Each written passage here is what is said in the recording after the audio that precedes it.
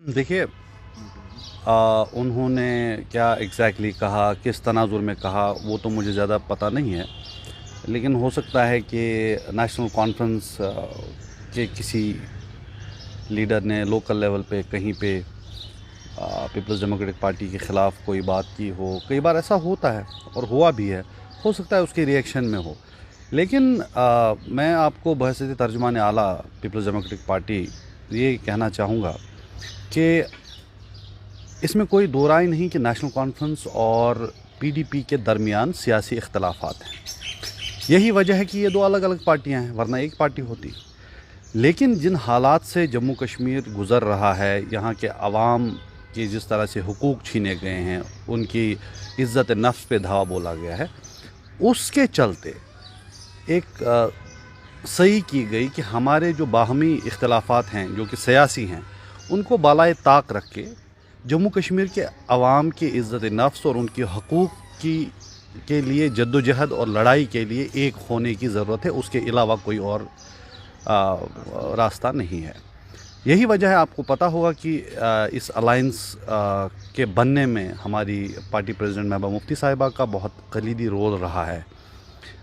हमेशा ये काबिश रही है, ये सही रही है कि सबको एक होके यहाँ के अवाम के लिए उनकी आवाज़ बननी है, उनके हुकूक़ के लिए जो जद्दोजहद करनी है, उसके लिए एक प्लेटफॉर्म पे आके काम करना है। कल जो बयानात आए, खासतौर पे यूथ लीडर्स की तरफ से जो बयान आए इनके, तो वो शायद सूट नहीं करते एक जो हमारा चल रहा है सिलसिला, चाहे आप PAGD कहें, चाहे यूनिटी एफर्ट्स कहें, जो सीनियर क़यादत ले रही है। लेकिन एट द सेम टाइम ये भी कहूँगा कि मुझको ये भी याद है, एक बार महबूबा जी ने भी कहा कि वही तरह की बड़ी अच्छी इंपॉर्टेंस है ऑर्गेनाइजेशन में, और जब मैं PDP देखती हूँ तो वही तरह को देखती हूँ, और जो मैं वही तरह को देखती हूँ PDP समझती हूँ। तो ऐसे ज़िम्मेदार शख्सों से ऐसे नाशाइस्ता बयान नहीं आने चाहिए। अगर क़यादत किसी को इतना बड़ा मुकाम देती है पार्टी में, तो उनको बहुत ज़िम्मेदारी से बात करनी चाहिए। आज की मैंने कल भी कहा, मैं आज भी कह रहा हूँ कि ये क़यादत ने फैसला करना है कि हमें आगे लाहेअमल हमारा क्या होगा, हमारा रुझान क्या होगा। आज हमारा एफर्ट यूनिटी होना चाहिए, और शायद कुछ क्लैरिफिकेशन PDP की तरफ से भी आई है। तो उम्मीद करते हैं कि जो larger interest of people of Jammu and Kashmir होगा वही चलना चाहिए, ना कि किसी के ज़ाती और पर्सनल कंसिडरेशन। देखिए, हम नेशनल कॉन्फ्रेंस एक मुनज़्ज़म तंजीम है, एक डिसिप्लिन तंजीम है, और हमको ये एहसास भी है जिस तरीके के हालात से हम गुज़र रहे हैं इस टाइम पे, ये बहुत ही सेंसिटिव हालात हैं।